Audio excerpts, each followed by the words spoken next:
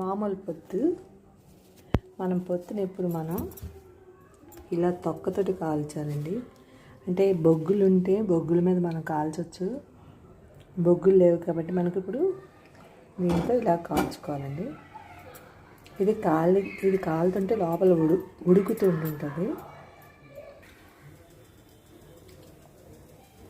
చూసారా ఎలా కాలుతుందో? ఈ ఆకంతా కాలిపోతుంది, పై ఆకంతా కాలిపోవాలి. చూసారా ఎలా కాలుతుందో?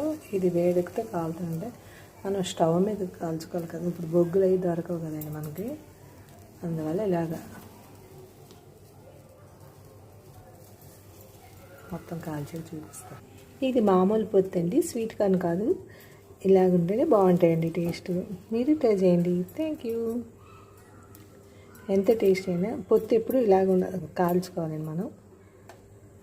అయిపోయింది.